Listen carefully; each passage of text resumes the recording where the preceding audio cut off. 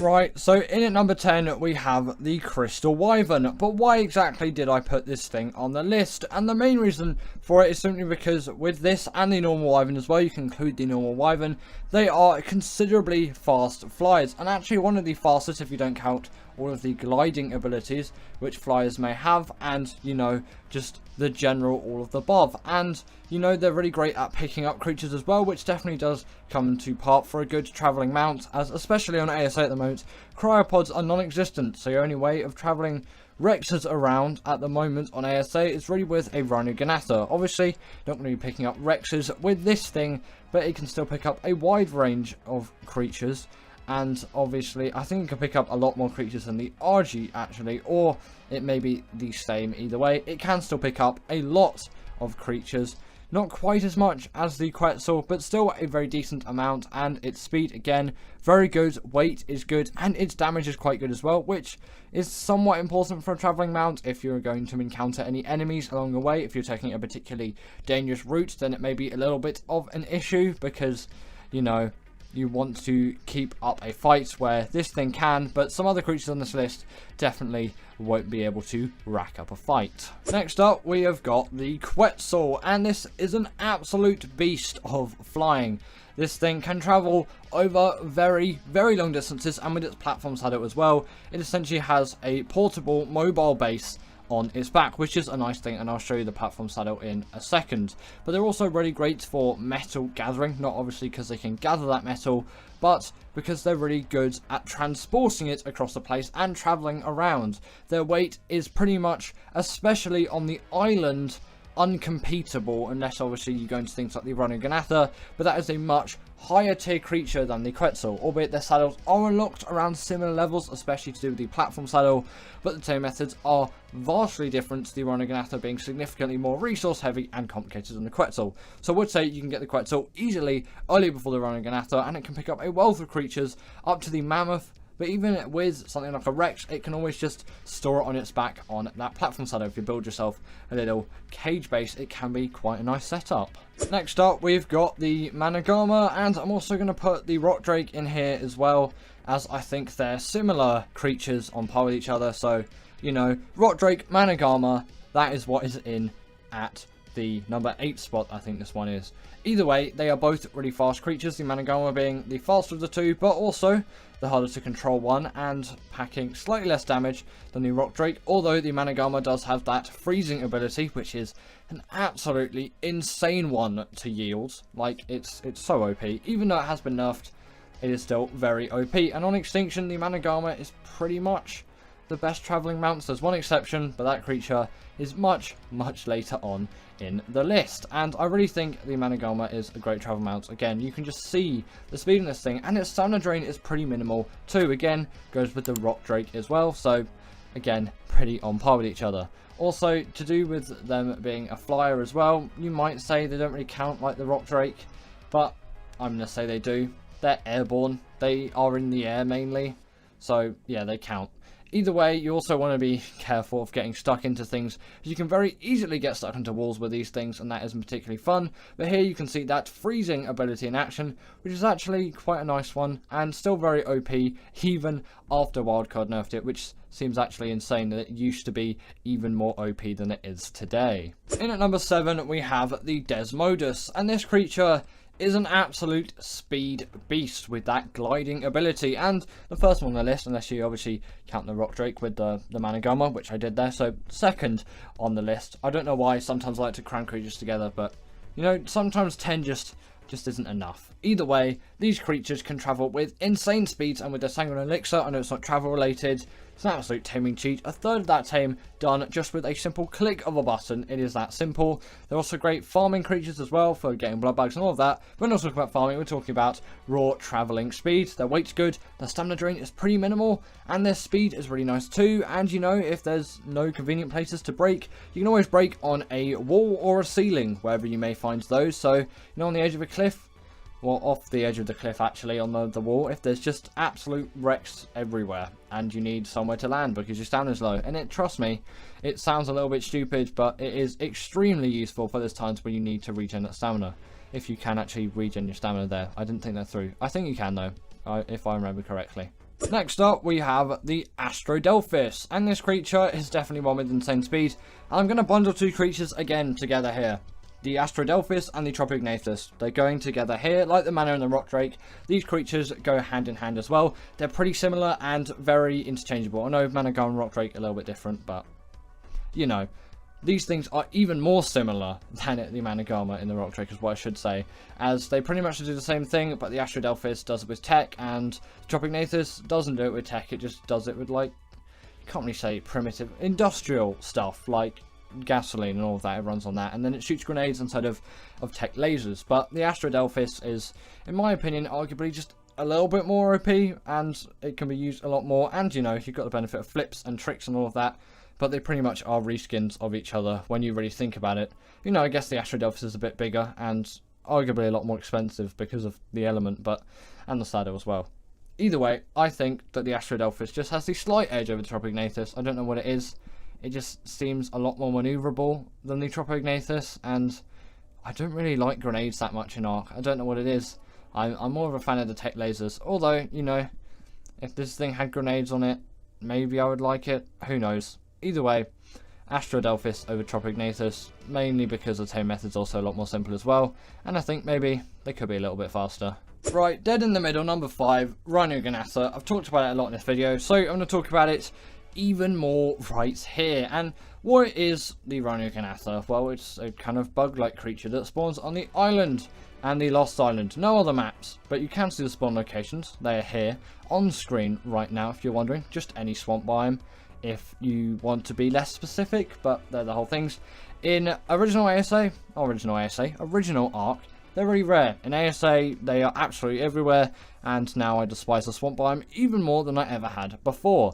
But why are these things actually good travelling mounts? Well, it's mainly because they can pick up Rexes. That's kind of insane. That's an insane thing to have, okay? A Rex is such a big boss creature. If you have friends, which, you know, it's hard to come by these days, and you had loads of them, like you had like 10, which is the maximum you can get into a boss fight, you can carry 10 Rexes with you. 10 Rexes on 10, oh my god. That could be insane. Imagine if you could pick up Gigas with this thing. That would be they'd be a little bit too OP. Obviously cryos exist, not in ASA at the moment though, but luckily the same method is quite long and resource intensive, I can say. Like, you probably want a whole Bronto to tame one, so, and you can have those resources if you want 100% effectiveness. Not really necessary though, because it's not a boss creature or anything like that, so I don't really see the point in getting 100% effectiveness. Doesn't seem worth it to me. Does it seem worth it to you actually for Rhinognatha? 100% effectiveness? Yes or no? Either way, yes, very fast creature I should mention as well. A lot of stamina, barely any stamina drain, a lot of weight, and it can pick up Rexes. You really can't go wrong with this thing, unless it kills you during the tame method. That's not particularly great at all. Next up, we have got the Snow Owl, the other extinction creature which was left out of the equation, and it's just, man, this is a great travelling mount with that gliding ability again being shared with the Desmodus and things like the Griffin. And I know I didn't put the Griffin on this list, and actually I don't really like its gliding ability. If you like the Griffin, pretend I wasn't talking about the Desmodus and chuck the Griffin there, I guess. Either way, Griffin not on this list. And Snow Owl is an absolutely insane travelling mount. Like, its speed during that glide ability and smoothness, which the Griffin doesn't have. I don't know why. Its gliding ability doesn't feel that smooth at all, and I'm not really an enjoyer of the Griffin's glide. Don't really know what it is, but the Snow Owl's glide just feels so much more satisfying and nice. And again, it can, I think, pick up like basically all the creatures which the Algae can, which is a nice little ability to have. The Desmodus can't pick up anything, which is lovely. I don't actually really mind that much, and obviously it's a lot further back on the list. I'm not going to put a creature really in the top 5, maybe apart from the creature which is in at number 2, and actually number 1 for that matter, that can really pick up creatures, because it is quite a useful thing for a fly to have, especially for PvE players if you're transporting loads of stuff around and you don't have cryopods. Also, if you didn't know, the Snow Owl can heal up creatures, which is a pretty nice thing to do for a mount which is this mobile. You can heal up the creatures, you don't need to walk a Daedon around with you. If you didn't have cryopods, obviously, you could just fly this thing around, and that is just your mount to fly around, and surely that would be really nice, wouldn't it? Honestly, this thing is just great, and if you really have the opportunity to tame one, I strongly advise that you do. They're so good, so agile, so versatile. Maybe not as agile as the Tapejara, but I don't really need that in a tame. Their damage is pretty nice as well, along with their turning circle, something which the Wyverns cannot stand up to. And yes, they're not as fast as the Managama, but they don't need speed. They've got loads and loads of other uses, and their weight is a lot better than the Managamas, so much better for metal transportation. Right, in at number 3 is the Argy, and this creature has to be on the list for great flying travellers, as firstly it flies, and it is so good at doing all kinds of travelling. Its stamina drain is so short.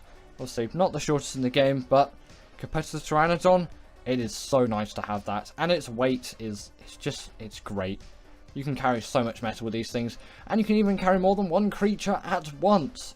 If you know your friend really likes dodos, you can carry your friend and a dodo at the same time. Obviously, only smaller creatures in its beak. You can't like carry a whole Anki in there. That would be pretty OP. Although you can carry the Anki and the Dodic below in its grasp, and then from that you can get an insane amount of metal, stone, thatch. Not thatch. They don't gather thatch. They might. No, I went off. Stone, metal, flint, those kind of resources, you know. Maybe crystal. Not sure. Actually, crystal does make sense. Just never really tried any of that. And actually, if you hover Ankis over metal nodes, they will just gather it, which is actually a nice thing to have. Back in the day, I always just get a Dodic and a raft along the shoreline, and then just sit on it and whack stuff. That was actually quite fun. But I would agree the RG is a significantly better method. Really easy to tame, being a very simple knockout one. Really great stamina, great weight, and if you're ever tight on health, just kill something, and its regen ability is great. And it also has a portable smithy as its saddle, so repair any metal weapons if needed. In at number 2 is the Bloodstalker, and also just as a quick honorable mention, I don't think it should go in the number 2 spot, but the Gas Bags is another great travel mount. Sorry Gas Bag lovers, that isn't on the list. Again, Griffin lovers as well, and maybe Phoenix lovers. The Phoenix is an alright travel mount actually. Honestly, that's quite a decent flying travel mount.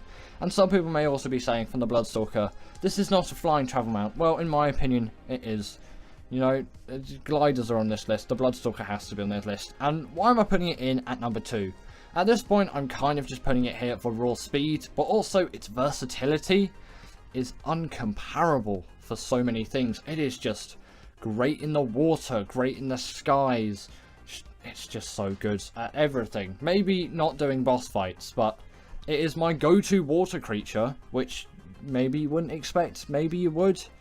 Not my go-to traveling mount though, because I'm not the best at controlling it, but back in the day when I actually controlled this thing properly, it was like my favourite travel mount. But then the creature in it number 1 came out afterwards, and now that thing's my favourite travel mount.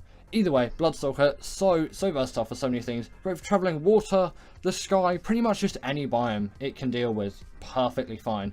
Maybe don't throw it in a Wyvern trench and straight into lava, but, you know, there's a lot of other things that you can do with it apart from that. And I really like just its versatility and overall huge amount of abilities, and it makes it a really great travelling mount for me. Yes, can't really pick up anything, but I don't really need that for this creature. I just need raw speed so I can get from A to B as quick as possible, which is really what I want out of travelling mounts at the moment. Right, in at number 1 is the Maywing. So why do I think this is the best flying travelling mount? Well, it just is, okay? Its speed is so great. It's pretty much good in any terrain. It can skate along the top of the water, it can gather berries, it acts as a portable feeding trough, which I know isn't for travelling, but travelling feeding trough, you know, adds to the travelling essence. You need to place a feeding trough down. If you have multiple bases with multiple baby creatures, get loads of Maywings and then travel them around the place, or even one, and then travel them around accordingly. They're just so easy to transport everywhere because of their immense great speed. And also, their saddle level is below level 20. You can get the Maywing saddle before you can get Trank arrows, which seems a little bit crazy. And even before metal tools and all of that. I'm not actually sure when hide gear unlocks, but it might be after this thing as well. Either way, kind of around Raptor saddle level, you can get the Maywing saddle. And if you're on Gen 2, or I think Fjorda, which is the other map where these things spawn, if they spawn on Fjorda, pretty sure they do though, because they're so OP and they just chuck loads of OP creatures on Fjorda. Either way, yeah, you can tame these things so easily with just some like billboards, I think. Yeah, billboards, 3 billboards and a bowler, boom, like that. Some Trank arrows. You don't even need Trank arrows, just use a club. Just so great, so fast, so amazing. So thank you to my wonderful patrons Ekaterina Puchkova, Karina Thorne, Dominic Maciejuski, and Ethan Tapia, who have all supported me through Patreon or through YouTube memberships. If you want to join this list, then go join Patreon or YouTube members. But thanks to all of these guys.